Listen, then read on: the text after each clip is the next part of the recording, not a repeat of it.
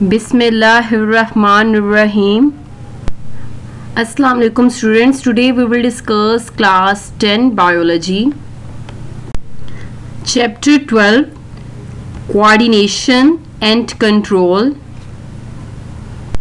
Okay students, in today's lecture we will study the feedback mechanism, in which we will discuss the types of feedback mechanism. Like first one is negative feedback mechanism, then second one is positive feedback mechanism.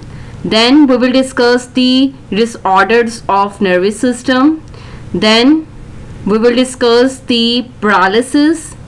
Then we will discuss the epilepsy in detail. Firstly, we will discuss the feedback mechanism. So students, basically feedback mechanism क्या होते हैं? Like endocrine glands do not secrete their hormones at a constant rate. The rate varies with the needs of the body. Like many other functions in body, the secretions of hormone is also regulated by the feedback mechanism. It means कि जो endocrine glands होते हैं, उनके जो hormones होते हैं, उनकी amount का क्या करती हैं, वो वेरी करती रहती हैं, वो कांस्टेंट रेट में स्क्रीट नहीं होती. इट मीन्स कि जितनी आपकी बॉडी को नीड होती है उसके अकॉर्डिंग ही हार्मोन्स बॉडी में रिलीज होते हैं. So students, like many other functions in body, the secretion of hormone is also regulated. It means कि जैसे आपके बाकी बॉडी फंक्शन की रेगुलेशन होती है, सेम आपके हार्मोन्स की जो अमाउंट होती है उनकी भी रेगुलेशन होती है. वो रेगुलेशन किसके थ्रू होती है, वो अमाउंट बैलेंस किसके थ्रू होती है, फीडबैक मैकेनिज्म के थ्रू होती है. So students, now we will discuss its definition. What is feedback mechanism? So students, feedback mechanism means the regulation of a process by the output of the same process. It means कि feedback mechanism ऐसा mechanism है जिसमें आपका जो body है उसमें जो process हो रहा होता है वो रेगुलेट हो रहा होता है by the output of the same process. It means कि आपकी बॉडी में जो जो इफेक्ट्स आ रहे होते हैं, जो जो चेंजेस आ रहे होते हैं, वही चेंजेस, वही इफेक्ट्स आपके प्रोसेस को क्या करते हैं, रेगुलेट करते हैं, बैलेंस करते हैं. अब वो कैसे करते हैं हम आगे लेटर ऑन डिस्कस करेंगे. पहले मैं आपको इसकी टाइप्स बताऊं कि इसकी कितनी टाइप्स हैं. बेसिकली फीडबैक मैकेनिज्म की 2 टाइप्स हैं, like positive feedback mechanism and second one is negative feedback mechanism. Now students, we will discuss positive and negative feedback mechanism in detail. Now students, we will discuss the negative feedback. What is negative feedback? So students, basically अगर हम इसकी definition discuss करें तो in negative feedback the output of a process decreases और inhibits the process. It means के in case के अगर आपकी बॉडी में कोई प्रोसेस हो रहा है तो उस प्रोसेस के जो इफ़ेक्ट्स होते हैं आपकी बॉडी के अंदर, जो उसके रिजल्ट आते हैं आपकी बॉडी के अंदर, वही इफ़ेक्ट्स आपके प्रोसेस को क्या कर देते हैं, डिक्रीज कर देते हैं या फिर इनहिबिट कर देते हैं, स्टॉप कर देते हैं उस प्रोसेस को. सो इट मीन्स कि this mechanism works to return a condition towards its normal value. It means कि नेगेटिव फीडबैक के थ्रू आपकी जो बॉडी की कंडीशंस होती हैं वो नॉर्मल वैल्यू में आ जाती हैं. अब वो कैसे आती हैं, कैसे इनहिबिट होता है प्रोसेस, वो हमने डिस्कस करना है through example. Like in case कि अगर आपकी बॉडी में ब्लड ग्लूकोज कंसंट्रेशन राइज हो रही है, when blood glucose concentration rises then what will happen.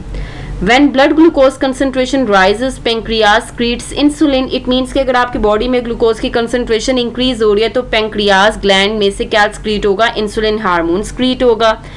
अब ये जो इंसुलिन हार्मोन है ये क्या करेगा, it decreases the blood glucose concentration. ये ब्लड ग्लूकोज कंसंट्रेशन की अमाउंट डिक्रीज कर देगा. इट मीन्स कि आपकी बॉडी में एक प्रोसेस हो रहा है कि ब्लड ग्लूकोज कंसंट्रेशन डिक्रीज हो रही है due to the insulin hormone. अब क्या होगा, decline in the blood glucose concentration to a normal set point inhibits the secretion of insulin. It means कि अगर आपकी blood glucose concentration decrease हो रही है तो आपकी जैसे ही वो नॉर्मल सेट पॉइंट तक आती है, इट मीन्स कि जब आपकी वैल्यू जो है ग्लूकोज कंसंट्रेशन की वो नॉर्मलाइज हो जाती है बॉडी में, तो देन खुद बाहु जो होता है आपका हार्मोन जो होता है, लाइक इंसुलिन की जो सिक्रीशन है पैंक्रियाज में से, वो क्या हो जाती है, इनहिबिट हो जाती है, स्टॉप हो जाती है. क्योंकि आपका जो इफेक्ट्स आ रहे हैं इंसुलिन के, वो ये आ रहे हैं कि आप में ब्लड ग्लूकोज कंसंट्रेशन क्या हो रही है, डिक्लाइन हो रही है, डिक्रीज हो रहा है लेवल ब्लड ग्लूकोज कंसंट्रेशन का। तो जैसे ही वो नॉर्मल वैल्यू में ब्लड ग्लूकोज कंसंट्रेशन आती है तो इंसुलिन क्या हो जाती है, वो आपकी स्टॉप हो जाती है। इट मीन्स कि जो आउटपुट है प्रोसेस का, वो आपके प्रोसेस को क्या कर रहा है, इनहिबिट कर रहा है। आउटपुट प्रोसेस का क्या है कि ब्लड ग्लूकोज कंसंट्रेशन डिक्रीज हो जाना ड्यू टू द इंसुलिन।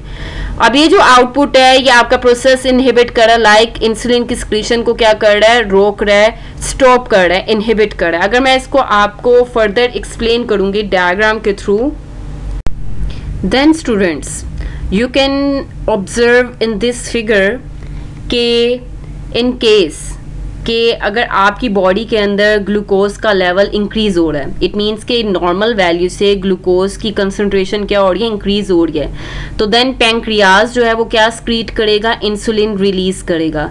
अब ये जो इंसुलिन है ये लिवर के ऊपर इफेक्ट करेगा और देन जो आपके ब्लड के अंदर ग्लूकोज होगी वो किस में कन्वर्ट हो जाएगी, ग्लाइकोजन में, और ग्लाइकोजन की फॉर्म में आपकी बॉडी के अंदर क्या हो जाएगी, स्टोर हो जाएगी, और देन आपकी जो ग्लूकोज है वो क्या हो जाएगा, नॉर्मलाइज हो जाएगा, नॉर्मल वैल्यू पे आ जाएगा ग्लूकोज।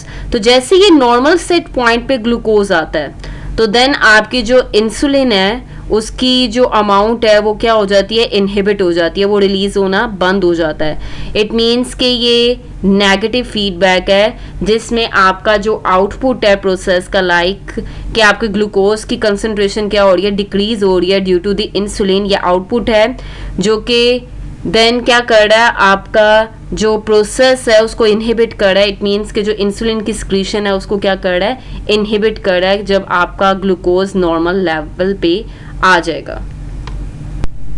ओके स्टूडेंट्स, अगर मैं इसकी फर्दर एग्जांपल्स डिस्कस करूँ नेगेटिव फीडबैक की, इसमें जो सेकंड कंडीशन है, इट मीन्स के ब्लड ग्लूकोज कंसंट्रेशन ड्रॉप हो जाना। हमने पहले डिस्कस किया कि इन केस के अगर आपकी ब्लड ग्लूकोज कंसंट्रेशन राइज हो तो देन व्हाट विल हैपन। अब हमने डिस्कस करना है कि अगर ब्लड ग्लूकोज कंसंट्रेशन आपकी बॉडी में ड्रॉप हो रही है तो then what will happen. So students, similarly when blood glucose concentration drops below normal, pancreas secretes glucagon, it raises the blood glucose concentration. In this case, rise in the blood glucose concentration to a normal set point inhibits the secretion of glucagon. Okay students, जैसे कि हमने पहले discuss किया है, अब हम discuss कर रहे हैं कि अगर इन केस के ब्लड ग्लूकोज कंसंट्रेशन ड्रॉप हो रही है आपकी बॉडी में, बिलो नॉर्मल से भी नीचे चली गई है इसकी वैल्यू, तो देन पैंक्रियाज जो है वो क्या स्क्रीट करेगा, ग्लूकागोन हार्मोन स्क्रीट करेगा। अब ग्लूकागोन हार्मोन ने क्या करना है, ब्लड ग्लूकोज कंसंट्रेशन को इंक्रीज कर देना है। अब जैसे ही ब्लड ग्लूकोज कंसंट्रेशन इंक्रीज होगी और नॉर्मल सेट पॉइंट पे आएगी तो आपका जो प्रोसेस है वो क्या हो जाएगा, इनहिबिट हो जाएगा। इट मीन्स कि जो सिक्रीशन ऑफ ग्लूकागोन है वो क्या हो जाएगी, इनहिबिट हो जाएगी, स्टॉप हो जाएगी। इट मीन्स कि जो आपका आउटपुट है, इट मीन्स कि ब्लड ग्लूकोज कंसंट्रेशन जो राइज हो रही है ड्यू टू द ग्लूकागोन, ये आउटपुट है। तो ये जो आउटपुट है प्रोसेस का वो आपके प्रोसेस को इनहिबिट कर रहा है। इट मीन्स कि जो ग्लूकागोन की सिक्रीशन प्रोसेस है आपकी बॉडी के अंदर उसको क्या कर रहा है, स्टॉप कर रहा है, इन केस के अगर आपका ग्लूकोज नॉर्मल सेट पॉइंट पे आ जाए।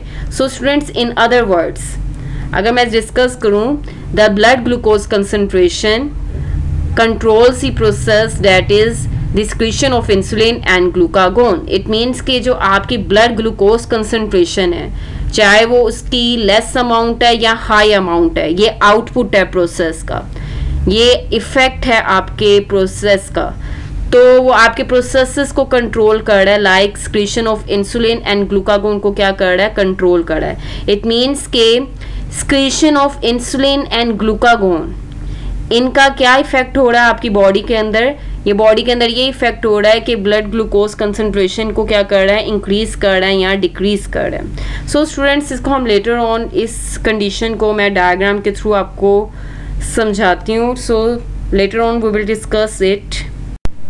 Okay students, now we will discuss the negative feedback with the help of the diagram. As you can see in the diagram कि यहाँ पे नॉर्मल लेवल से ग्लूकोज की कंसंट्रेशन क्या हो रही है, डिक्रीज हो रही है। जब ये ग्लूकोज की कंसंट्रेशन ब्लड में डिक्रीज होगी, लेस होगी, तो देन पैंक्रियाज क्या करेगा, इंसुलिन बनाना स्टॉप कर देगा और ग्लूकागोन को ब्लड में रिलीज करेगा। जब ये ग्लूकागोन ब्लड में रिलीज होगा तो देन ये लिवर के ऊपर इफेक्ट करेगा, तो लिवर क्या करेगा, ये ग्लाइकोजन को ग्लूकोज में कन्वर्ट करना स्टार्ट कर देगा और देन क्या करेगा, ब्लड के अंदर रिलीज करेगा ग्लूकोज को। देन जब ब्लड के अंदर ये ग्लूकोज रिलीज होगी तो क्या होगा, ये ब्लड में ग्लूकोज की कंसंट्रेशन क्या होने लग जाएगी, राइज होने लग जाएगी, इंक्रीज होने लग जाएगी। और जैसे ही वो नॉर्मल लेवल पे आएगी ग्लूकोज की कंसंट्रेशन, तो देन क्या होगा, व्हाट विल हैपन, तो देन ऑटोमेटिकली ये जो ग्लूकागोन की सिक्रीशन है पैंक्रियाज से, वो ऑटोमेटिकली क्या हो जाएगी, स्टॉप हो जाएगी। तो इट मीन्स कि जो आउटपुट है प्रोसेस का, आउटपुट मीन्स जो ग्लूकोज की कंसंट्रेशन राइज हो रही है ड्यू टू द ग्लूकागोन, ये जो आउटपुट है प्रोसेस का, ये स्टॉप कर देगा प्रोसेस को। इट मीन्स के ग्लूकागोन की सिक्रीशन को क्या कर देगा, स्टॉप कर देगा, जब आपका ग्लूकोज जो है वो क्या आ जाएगा, नॉर्मल लेवल पे आ जाएगा। सो स्टूडेंट्स, ये है negative feedback mechanism. Okay students, now we will discuss the positive feedback. जैसे कि हमने पीछे नेगेटिव फीडबैक को डिस्कस किया, अब हमने पॉजिटिव फीडबैक को डिस्कस करना है। अगर हम इसकी डेफिनेशन को डिस्कस करें पॉजिटिव फीडबैक की, तो इसकी डेफिनेशन क्या है, in positive feedback the changes resulting from a process increase the rate of process। it means के जो output होता है प्रोसेस का, output mean जो रिजल्ट होते हैं प्रोसेस का, जो चेंजेस आते हैं आपकी बॉडी में प्रोसेस की वजह से, वो आपके उस प्रोसेस को क्या कर देते हैं, इंक्रीज कर देते हैं। रेट ऑफ प्रोसेस को क्या कर देते हैं, इंक्रीज कर देते हैं। फॉर एग्जांपल, अगर हम इसको एग्जांपल के थ्रू डिस्कस करें कि वो क्या आउटपुट होता है प्रोसेस का, जो रेट ऑफ प्रोसेस को इंक्रीज करता है, वो हम डिस्कस करते हैं एग्जांपल के through. For example, Suckling action of an infant stimulates the production of a hormone in mother. It means कि जो यंग वन होता है, यंग बेबी होता है, वो मदर की ब्रेस्ट से फीड करता है। अब जैसे जैसे वो ब्रेस्ट को सक करता है यंग वन, तो देन क्या होती है, मोर हार्मोन की प्रोडक्शन होती है इन मदर। इट मीन्स के मदर के अंदर ऑक्सीटोसिन हार्मोन होता है कि जैसे जैसे बेबी सक करेगा ब्रेस्ट को, तो मदर की बॉडी के अंदर इस हार्मोन की प्रोडक्शन क्या हो जाएगी, इंक्रीज हो जाएगी। अब ये जो हार्मोन है, ये बेसिकली मिल्क प्रोडक्शन में हेल्प करता है। This hormone works for the production of milk. It means कि जैसे जैसे सकलिंग एक्शन इंक्रीज हो रहा है, बढ़ रहा है, तो वैसे वैसे ये हार्मोन की प्रोडक्शन भी क्या होती जाएगी, इंक्रीज होती जाएगी। More suckling leads to more hormone. It means कि जैसे जैसे मजीद सकलिंग करेगा बच्चा, तो क्या होगा, फर्दर ये हार्मोन की प्रोडक्शन इंक्रीज होगी, और जब ये हार्मोन की प्रोडक्शन इंक्रीज होगी, तो देन जो मिल्क की प्रोडक्शन है वो क्या हो जाएगी, इंक्रीज हो जाएगी। सो इट मीन्स कि जो आउटपुट है प्रोसेस का, इट मीन्स के जो सकलिंग एक्शन है उसकी वजह से जो आउटपुट आ रहा है हमारे पास, वो हार्मोन की प्रोडक्शन इंक्रीज होना है। अब जैसे जैसे हार्मोन की प्रोडक्शन इंक्रीज हो रही है, वैसे वैसे रेट ऑफ प्रोसेस भी इंक्रीज हो रहा है, लाइक मिल्क की प्रोडक्शन भी क्या हो रही है, इंक्रीज हो रही है। तो ये पॉजिटिव फीडबैक मैकेनिज्म है। Now we will discuss the disorders of nervous system. अब हमने डिसऑर्डर्स ऑफ नर्वस सिस्टम को डिस्कस करना है। Basically disorders of nervous system are of two types. First one vascular disorders and the second one is functional disorders. अब vascular disorders क्या होते हैं वो हमने डिस्कस करने हैं, और साथ फंक्शनल डिसऑर्डर्स को भी डिस्कस करेंगे। सो स्टूडेंट्स, बेसिकली अगर हम इनको डिस्कस करें कि वस्कुलर डिसऑर्डर्स और फंक्शनल डिसऑर्डर्स क्या है, तो then vascular disorders are due to any disturbance in the blood supply to nervous system। it means के वस्कुलर डिसऑर्डर्स तब होते हैं ह्यूमन बॉडी के अंदर अगर आपका जो नर्वस सिस्टम है, जिसके अंदर सेंट्रल और पेरिफेरल नर्वस सिस्टम होते हैं, नर्व्स होती हैं और साथ न्यूरॉन्स होते हैं और ब्रेन और स्पाइनल कॉर्ड होते हैं, इनको सप्लाई नहीं होती, ब्लड की सप्लाई नहीं होती। जब इनको ब्लड की सप्लाई नहीं होती, तो ये जो अपना फंक्शन है वो परफॉर्म करना बंद कर देते हैं। सो वस्कुलर डिसऑर्डर की जो एक एग्जांपल है वो है पैरालिसिस। पैरालिसिस जिसमें आपके जो बॉडी है उसके मसल्स जो होते हैं उनको क्या हो जाता है, वो प्रॉपरली वर्क नहीं करते। वो क्यों वर्क नहीं करते? क्योंकि डेफिनेटली जब आपका नर्वस सिस्टम जो है उसको ब्लड सप्लाई नहीं होगी, तो जो आपका जो नर्वस सिस्टम है मसल्स की मूवमेंट को कंट्रोल कर रहा है, तो वो मूवमेंट को कंट्रोल करना क्या कर देगा, बंद कर देगा, जिसकी वजह से आपकी जो बॉडी है वो मूवमेंट करना खत्म कर देती है। सो इस कंडीशन को हम क्या कहते हैं, पैरालिसिस कहते हैं। What about functional disorders? Functional disorders are due to disturbance in nerve impulse generation and transmission. It means के फंक्शनल डिसऑर्डर्स में यूजुअली जो नर्व इम्पल्स होती है, जो मैसेजेस होते हैं, उनकी जनरेशन और ट्रांसमिशन में प्रॉब्लम आ जाती है। इट मीन्स के जो नर्व इम्पल्स हैं, जो मैसेजेस हैं, वो अनकंट्रोल्ड वे में क्या कर रहे होते हैं, मैसेजेस ट्रांसमिट कर रहे होते हैं और जनरेट हो रही होती है नर्व इम्पल्स एबनॉर्मली। अब जब इतनी ज़्यादा नर्व इम्पल्स जनरेट होगी, एबनॉर्मली मैसेजेस कन्वे होंगे आपकी बॉडी में और ट्रांसमिट होंगे मैसेजेस, तो देन क्या होगा, आपकी बॉडी जो है वो अनकंट्रोल्ड मूवमेंट शो करेगी, एबनॉर्मली मूवमेंट शो करेगी। सो ये जो मूवमेंट्स हैं ये फंक्शनल डिसऑर्डर्स होती हैं और इसकी जो एग्जांपल है वो क्या है, एपिलेप्सी है, जैसे मिर्गी भी कहते हैं। अब ये जो एपिलेप्सी है इसको लेटर ऑन हम डिस्कस करते हैं और पैरालिसिस को भी डिस्कस करेंगे, इसके हम सिम्टम्स डिस्कस करेंगे, देन कॉजेज डिस्कस करेंगे और एट द एंड जो है ट्रीटमेंट भी डिस्कस करेंगे। Now students we will discuss the paralysis, what is paralysis, वो अब हमने डिस्कस करना है। लाइक स्टूडेंट्स, ये जो पैरालिसिस होता है ये क्या है, is the complete loss of function by one or more muscle groups. It means कि आपकी बॉडी के अंदर जो मसल्स हैं वो क्या करते हैं, वो अपना फंक्शन परफॉर्म करना स्टॉप कर देते हैं। आपकी बॉडी क्या करेगी, मूवमेंट शो नहीं करेगी, आपकी बॉडी इमोबिलाइज हो जाएगी, मोशनलेस हो जाएगी। अब आपकी बॉडी इमोबिलाइज क्यों होती है वो हमने डिस्कस करने हैं, इसके कॉजेज। लाइक इसके कॉजेज क्या हैं, it is most often caused by damage to the central nervous system, brain and spinal cord. अब इसमें आपके जो पैरालिसिस हैं उसके जो कॉजेज हैं उसमें कॉज क्या है कि आपका सेंट्रल नर्वस सिस्टम डैमेज होने की वजह से भी पैरालिसिस हो सकता है। मीन्स कि अगर आपके ब्रेन या स्पाइनल कॉर्ड में इंजरी आ गई है तो देन भी पैरालिसिस होने के चांसेस इंक्रीज हो जाते हैं। अब ये डैमेजेस किस वजह से होते हैं, like the damage may be due to the stroke, rupture in a blood vessel, brain or spinal cord. So it means के अगर आपके ये जो डैमेजेस हैं ये आपके स्ट्रोक की वजह से भी हो सकते हैं। स्ट्रोक आपका हेमरेजिक भी हो सकता है। हेमरेजिक स्ट्रोक में क्या होता है, बेसिकली ऐसे पेशेंट्स जो कि हाइपरटेंशन के पेशेंट्स होते हैं, उनका ब्लड प्रेशर एक्सट्रीमली हाई रहता है, तो देन ब्रेन में जो उनकी ब्लड वेसल्स जा रही होती हैं वो क्या होती हैं, वो रप्चर हो जाती हैं। जब वो रप्चर होती है तो उनकी क्या हो जाती है, इंटरनल ब्लीडिंग स्टार्ट हो जाती है। अब वो क्या करती हैं, आपके डेफिनेटली जब इंटरनल ब्लीडिंग हो जाएगी, ब्लड वेसल्स रप्चर हो जाएंगी, तो देन क्या होगा, आपके ब्रेन को ब्लड सप्लाई नहीं होगी और एट द एंड आपका ब्रेन जो है वो क्या करेगा, फंक्शन परफॉर्म नहीं करेगा और पैरालाइज होने के चांसेस क्या हो जाएंगे, इंक्रीज हो जाएंगे। सो ये जो रप्चर है ब्लड वेसल आपकी ब्रेन या स्पाइनल कॉर्ड में, अगर वो रप्चर हो जाए ब्लड वेसल्स, तो देन जो है आपकी बॉडी पैरालाइज हो सकती है। Then blood clotting in these blood vessels, in case के अगर ब्लड क्लॉट बन जाए, खून जम जाए, तो देन भी आपके पैरालिसिस होने के चांसेस इंक्रीज हो जाते हैं। डेफिनेटली अगर आपके ब्लीडिंग हुई है या ब्लड क्लॉट बन गए इन ब्लड वेसल्स के अंदर, तो आपकी ब्लड सप्लाई नहीं होगी सेंट्रल नर्वस सिस्टम को और वो फंक्शन परफॉर्म नहीं करेगा और आपकी बॉडी पैरालाइज हो जाएगी। और poison produce by the polio viruses, अब ये जो पोलियो वायरसेस होते हैं ये भी आपकी बॉडी को पैरालाइज कर सकते हैं। अब ये जो पोलियो वायरसेस हैं ये आपके सेंट्रल नर्वस सिस्टम पे अटैक करते हैं। इन केस के अगर आपने वैक्सीनेशन करवाई होगी तो देन आप जो है प्रोटेक्टेड हो गए पोलियो वायरसेस से। इन केस के अगर आपने वैक्सीनेशन नहीं करवाई हुई तो देन ये पोलियो का वायरस आपकी बॉडी के ऊपर अटैक कर सकता है, सेंट्रल नर्वस सिस्टम पे अटैक करेगा और आपकी बॉडी को पैरालाइज कर देगा। Then students, patients may have weak paralysis throughout his or her body or have paralysis in one side of the body. There may also be a paralysis in the lower extremities or in all four limbs.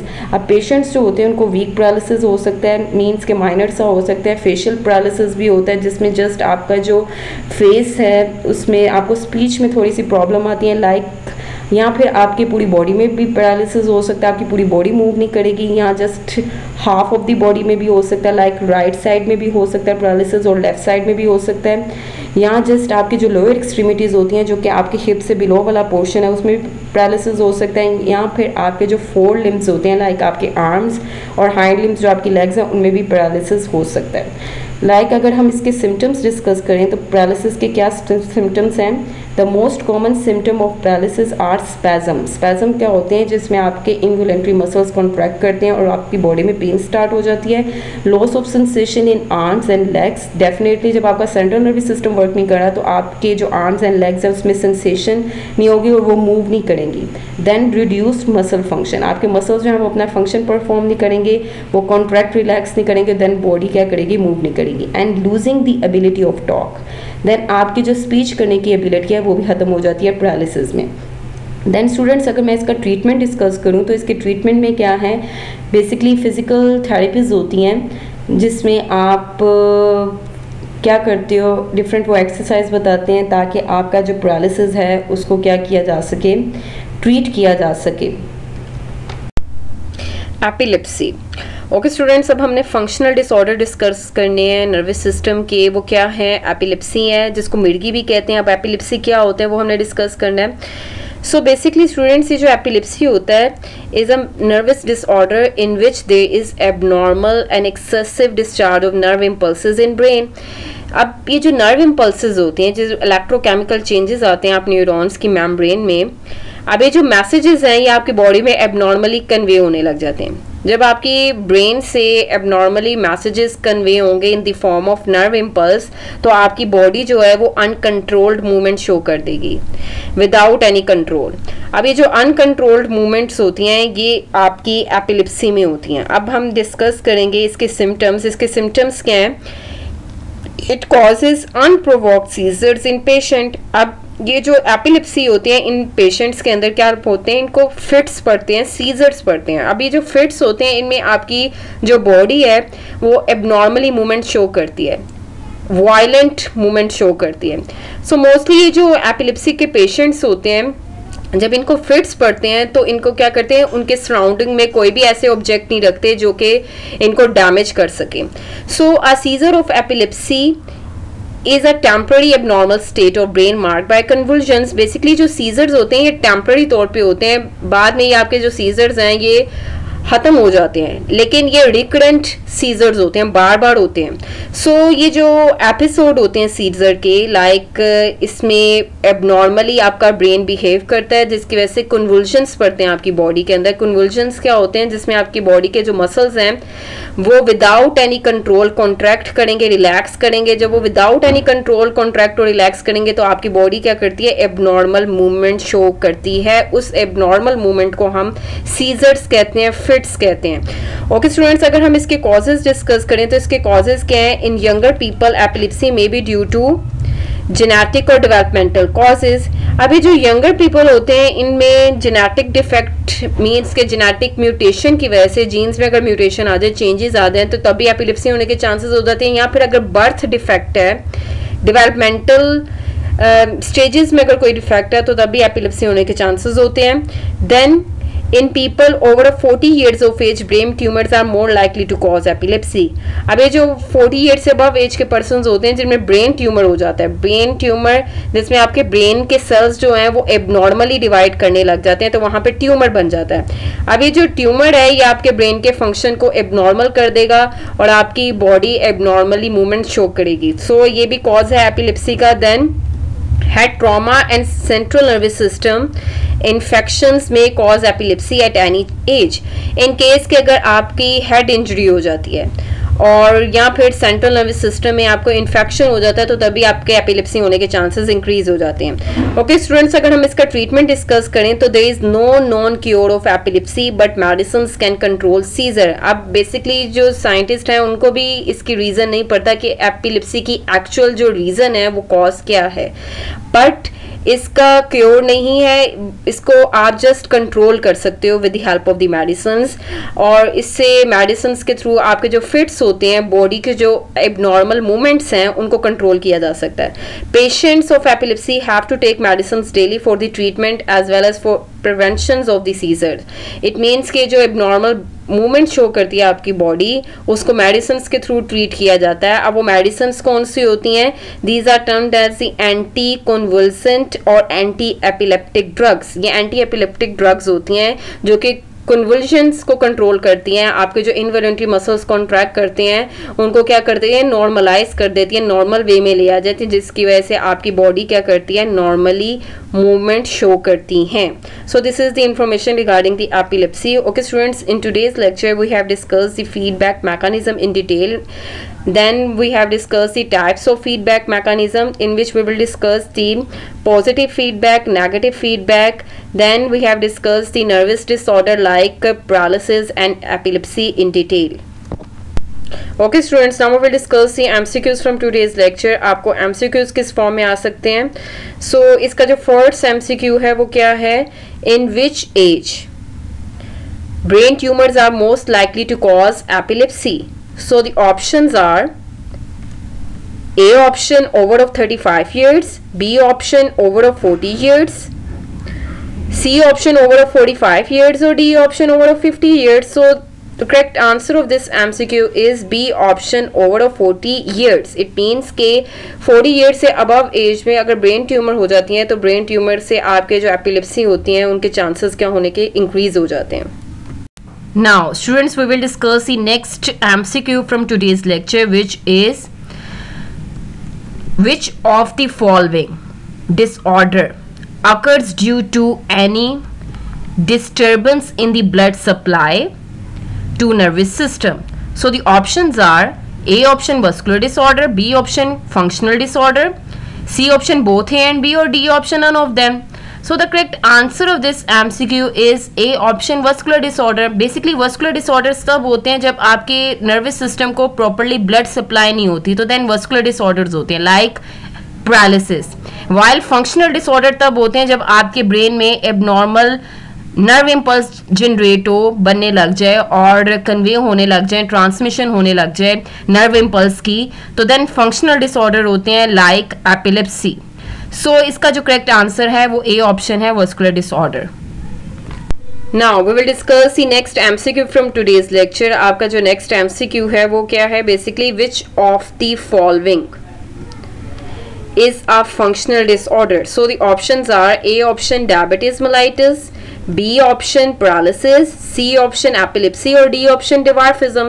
So the correct answer of this MCQ is C option epilepsy.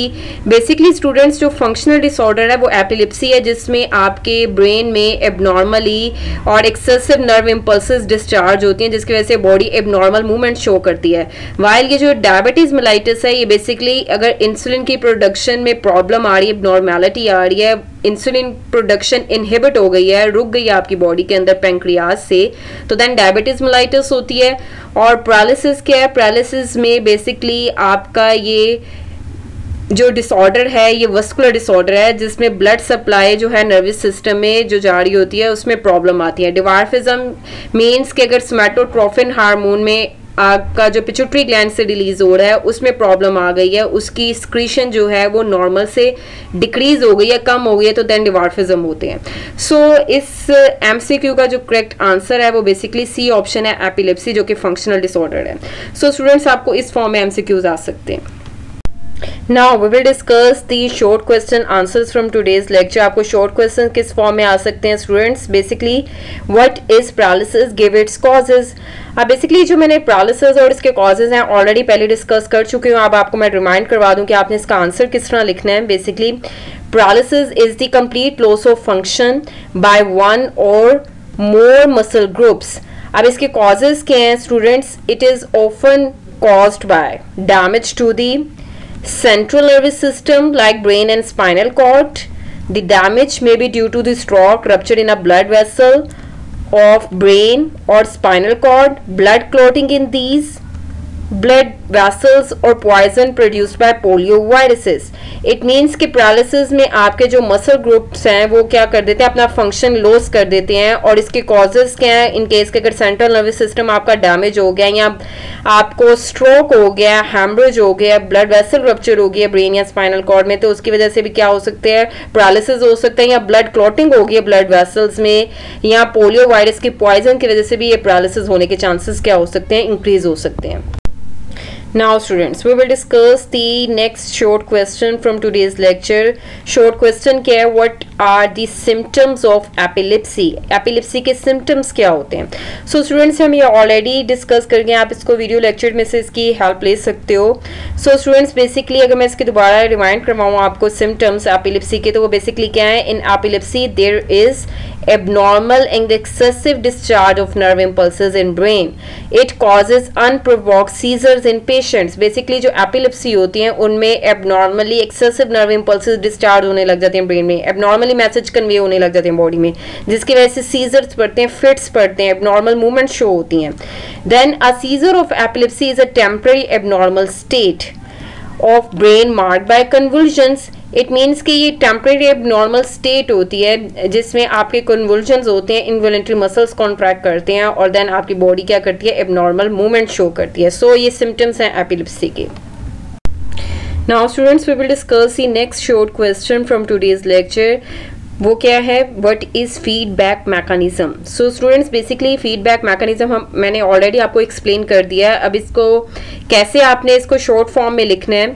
तो feedback mechanism क्या है. Feedback mechanism means the regulation of a process by the output of the same process. Like many other functions in body, the secretion of hormones is also regulated by feedback mechanism. अब feedback mechanism में क्या होता है कि आपकी body के अंदर जो प्रोसेसेस हो रहे होते हैं उनकी रेगुलेशन हो रही होती है, वो मेंटेन हो रहे होते हैं by the output of the same process. It means के जो प्रोसेस हो रहा है उसके जो इफेक्ट्स आ रहे हैं आपकी बॉडी के अंदर, वही इफेक्ट्स उस प्रोसेस की क्या करें, रेगुलेशन करें, मेंटेन करें उसको.